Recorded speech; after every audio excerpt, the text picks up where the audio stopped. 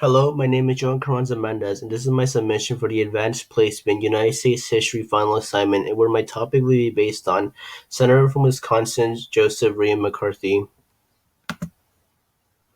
Joseph Ray McCarthy was born in Grandview, Wisconsin in 1908, being the fifth child out of the nine children his parents, Bridget McCarthy and Timothy McCarthy, would have. He would drop out of school at the age of 14, but by the age of 20, he would enroll in a school named Little Wolf High School and would graduate within a year. Some information about his earlier years is that he would attend and graduate from a university called the Marquette University, and where he would graduate with a bachelor's degree in law. For the period after his graduation from Marquette University to 1942, he would be a judge, and by the time America joined World War II, he was exempt from the war. However, he saw that by joining the military and having some sort of notoriety during the war effort, he could probably gain popularity for his military service and convert that fame into a higher political role. Ultimately, his military career wasn't really as big as he probably would have hoped it would have been. Never really saw much combat during his time in the military.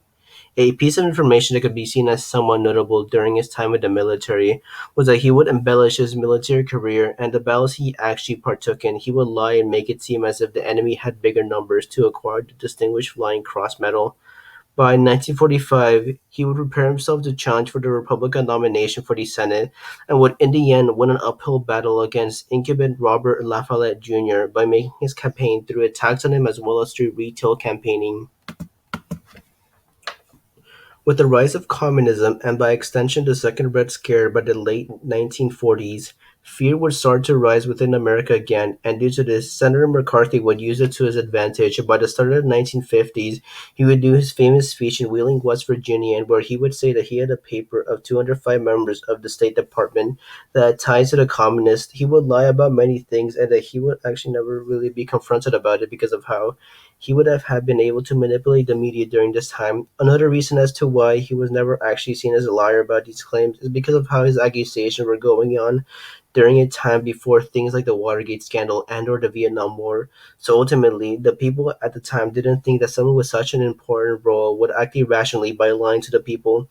He used many tactics to try and take down other people, constantly using insults, blackmail, smear tactics, and using information that is outdated. Ultimately, his downfall would start when he would, for one, try to accuse military personnel of being communists like Irving Perez and Ralph Zwitzer. Secondly, an investigation piece had been published by Robert R Murrow. And lastly, when information came out that some of his blackmailing led some political leaders and other people to commit suicide, like Senator from Wyoming Lester Hunt. By the time of his death, by the time of McCarthy's death, he would have led to the loss of 10 to 12,000 people to lose their job, 5,000 federal workers to lose their job due to them being suspected of being homosexuals, multiple arrests, and a heightened persecution of gay people. And through it all, he would say that it was in the interest of national security. A lot of people who have been accused as communists had their reputation destroyed not actually through legitimate reasons, but through the scare of the Second Red Scare. In the end, cases such as Joseph McCarthy has been seen many times before. He wasn't the first ever person to do it, and he definitely won't be the last person to accuse that certain individuals are trying to destroy the government from within. But his teachings have come to affect American politics of today in their own way.